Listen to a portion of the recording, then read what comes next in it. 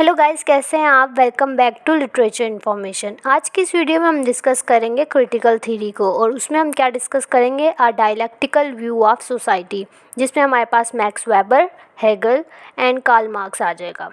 इस लेक्चर में हम लोग शॉर्ट सा व्यू लेंगे कि डायलेक्टिकल व्यू ऑफ सोसाइटी है क्या, इसमें इन तीन फिलोसफर्स ने क्या कहा है, और इसके बाद मैं सेपरेट लेक्चर्स भी अपलोड करूँगी कि मैक्स वेबर क्या कहते हैं, हीगल क्या कहता है और कार्ल मार्क्स क्या कहता है डायलेक्टिकल व्यू ऑफ सोसाइटी के बारे में।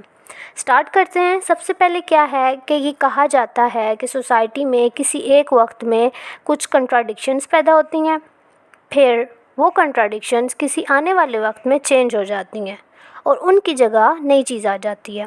अब इस पॉइंट ऑफ व्यू को आपने समझना है। सबसे पहले हम लोग हीगल का डायलेक्टिकल व्यू देखते हैं। वो क्या कहता है कि डायलेक्टिक्स के एक वक्त में सोसाइटी या लोग जिन नज़रियात को फाइनल और एब्सोल्यूट समझते हैं, actually they are contradicted within themselves and within the society. यानी कि एक ही बात पर कोई एग्री नहीं होता।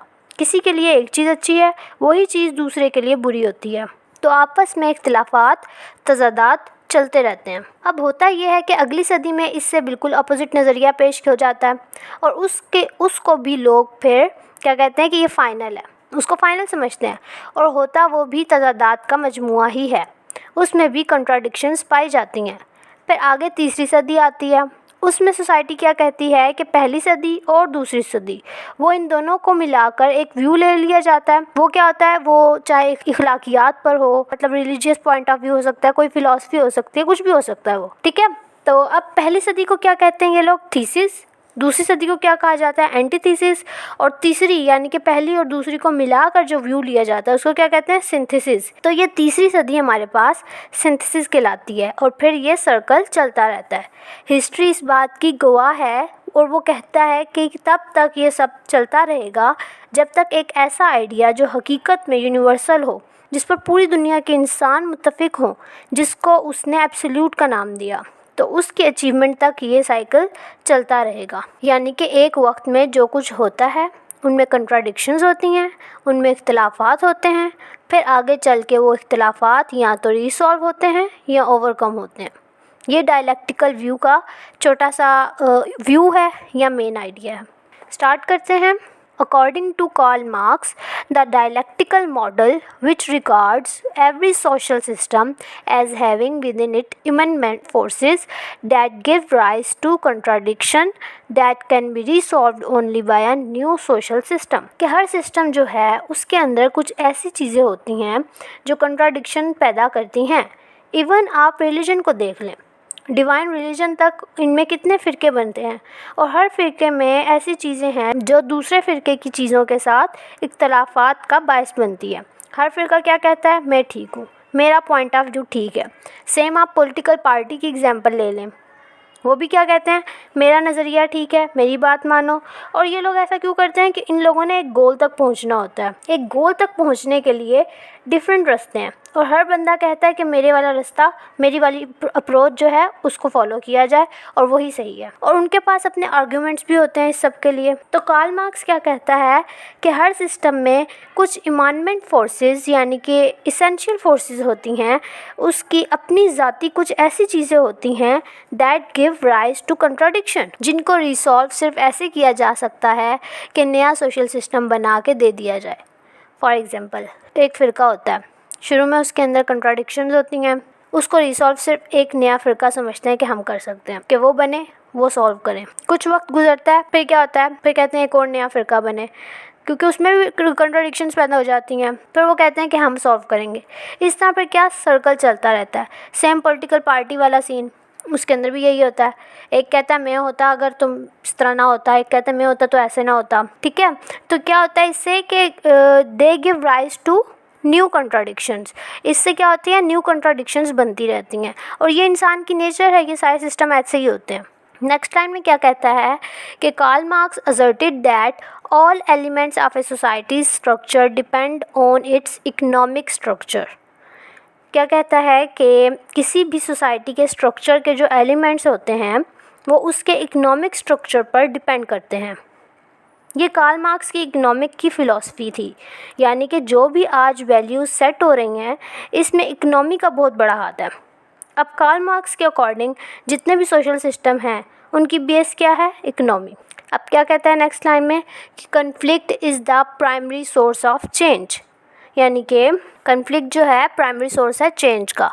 कन्फ्लिक्ट यानी कि बाइस बनता है चेंज का। अगर कन्फ्लिक्ट ही नहीं होगा तो चेंज कैसे होगा? सारे एक ही चीज़ पर मुत्तफिक हो जाएंगे तो चेंज किस चीज़ का आना है? ठीक है।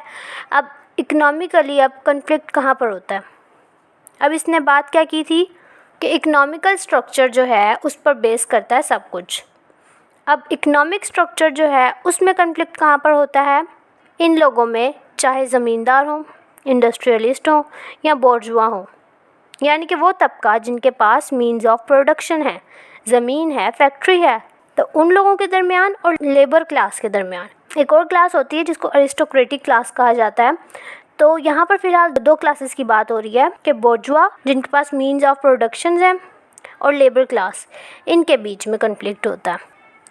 नेक्स्ट हमारे पास डेफिनेशन है कि डायलैक्टिक और dialectics also known as dialectical method. इसकी डेफिनेशन हमारे पास डायलैक्टिकल मेथड की क्या आ रही है? Is a discourse between two और more people holding different points of view about a subject but wishing to establishing the truth through reasoned argumentation. कि ये क्या है? डिस्कोर्स है दो लोगों के बीच में या दो से ज़्यादा के बीच में। अब वो दो कौन से हो सकते हैं या दो से ज़्यादा कौन से हो सकते हैं? तबकों के बीच में हो सकता है, नेशंस के बीच में हो सकता है, मुल्कों के बीच में हो सकता है, किसी भी चीज़ के बीच में हो सकता है। लेकिन जो सच है उसको क्या कहते हैं कि सच को रीजन्ड आर्गुमेंटेशन की फॉर्म में इस्टेब्लिश करना चाहिए। इसको डायलैक्टिकल मेथड कहते हैं कि हर किसी के पास अपने आर्ग्यूमेंट्स हैं सच का फैसला करने के लिए। नेक्स्ट है हमारे पास modern dialectical thinking start from Hegel. ये तो हम लोगों ने पहले कार्ल मार्क्स का पढ़ा, अब हम पढ़ रहे हैं हीगल का। अब वो क्या कहते हैं कि मॉडर्न डायलैक्टिकल थिंकिंग जो है वो हीगल से स्टार्ट होती है, हीगल की फ़िलॉसफी से। तो क्या है? The idea of resolution of contradictions through synthesis. Hegel की फ़िलॉसफी का सेंटर क्या है कि कंट्राडिक्शंस को सॉल्व कैसे करना है? Through synthesis. हीगल कहता है कि कोई भी चीज़ स्टैग्नेंट नहीं है, वो डायनामिक है। ये सारी चीज़ें डायनामिक हैं, मतलब किसी दौर में कुछ और किसी दौर में कुछ, हर दौर में डिफरेंट इंटरप्रिटेशंस होती हैं और चीज़ें वो क्या कहता है कि डायनामिक हैं, चेंज होती रहती हैं। अब एस्थेटिक या एथिक्स ये क्या होती हैं? डायनामिक होती हैं, कंटेक्चुअल होती हैं। सोशली ऐसी नोशंस को सेट कर दिया जाता है कि लोग उसको ब्लाइंडली फॉलो करने लग जाते हैं। वो नहीं देखते कि गलत है सही है। जो पहले ज़माने में गलत होता था वही अब आज के ज़माने में सही चल रहा होता है। लोग पहले इनकार कर रहे होते थे उन चीज़ों से और आज उसको खुशी से एक्सेप्ट कर रहे होते हैं। इसकी सबसे बड़ी मिसाल हमारे पास को एजुकेशन है। हमारे पेरेंट्स के दौर में को एजुकेशन को बहुत बुरा समझा जाता था और आज के दौर में खुशी से एक्सेप्ट कर रहे हैं इसी चीज़ को। तो सारा फिनोमिना क्या है? डायनामिक है और ये चेंज का एक ना रुकने वाला सिलसिला है जो चलता रहेगा और चलता रहता है। According two marks, social development was a dialectical process. The transition from one stage to another took place through a revolutionary transformation which was preceded by increased deterioration of society and intensified class struggle। अब क्या कहता है कि social development भी एक dialectical process है, यानी कि डायनामिक है, ये चेंज होता रहता है। डिटीरियोरेशन का क्या मतलब होता है? ज़वाल वाली कैफियत। कहते हैं ना कि फ़लाँ ने अपनी पोजीशन बहुत ज़्यादा डिटीरियोरेट कर ली है, यानी कि बिगाड़ ली है, यानी कि ज़वाल वाली सिचुएशन। तो ये डिटीरियोरेटेड होती है वो स्टेट, उसके बाद ट्रांसफॉर्मेशन आती है। ये एक रूल है, एक लॉ है और इंटेंसिफाइड स्ट्रगल के बाद। अब आप फ्रेंच रेवोल्यूशन को देख लें, इससे पहले क्या था? वही सिचुएशन थी सोसाइटी की, डिटीरियोरेशन और क्लास स्ट्रगल बड़ी इंटेंस किस्म की। जैसे आप चार्ल्स डिकन का वो वर्क देख लें, अ टेल ऑफ टू सिटीज़, इसमें यही सब कुछ है। बहुत सारी कंट्राडिक्शंस होती हैं उन सब के बीच। ये कोई सिंगल थ्योरी नहीं है सोशल डायलैक्टिक्स। ढेर सारी चेंजेस होते हैं जिन्हें आप सोशल साइंसेस की ब्रांचेस बनाकर पढ़ते हैं, जैसे कल्चरल स्टडी ये सब आप पढ़ते हैं ये समझने के लिए कि कौन सा फैक्टर हमें किस तरफ लेकर जा सकता है, किस फैक्टर ने हमें कहाँ पहुँचाया, ये सारा कुछ जानने की कोशिश करते हैं आप। तो डायलेक्टिकल फ़िलॉसफी जो है एक रिफ्लेक्शन है इस सारे प्रोसेस का, जो बताता है कि ये सब कैसे हुआ। आगे क्या कहते हैं कि he argues dialectics is the science of general laws of motion both of the external world and of human thought.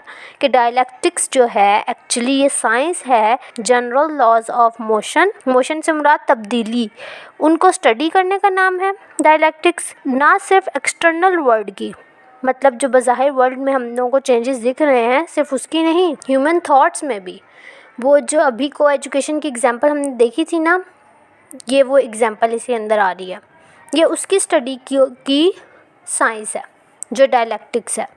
ये जो इनके बीच स्ट्रगल है, मार्क्स क्या कहता है कि ये डिफ़ाइन करती है इनके इकोनॉमिक रिलेशन को कि कैपिटलिस्ट सोसाइटी में, और यही जो इनके बीच स्ट्रगल है और यही चीज़ जो है वो रेवोल्यूशनरी कम्युनिज़म लाने का बाइस बनी।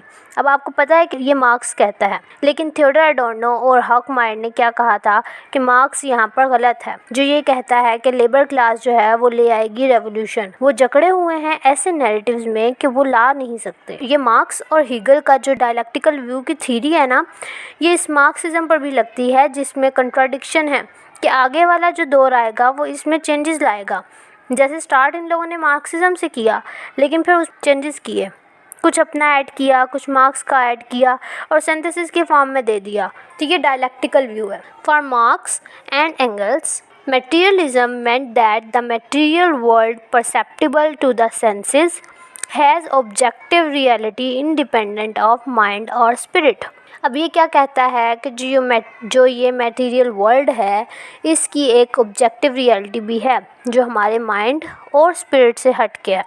मतलब कि ज़माने की भी एक रूह है जो चेंज होती है, मूव होती है टाइम टू टाइम। ये वो एक इतना बड़ा टूल है जो नेचर बताता है इतने बड़े चेंज की, और फिर एक वे भी बताता है कि कैसे इन प्रॉब्लम से निकला जाए जो पूरी दुनिया के कैपिटलिस्ट सिस्टम को परेशान किए हुए हैं, और इसके साथ साथ वो जुल्म जो इस सिस्टम के साथ अटैच है इससे भी निकला जाए।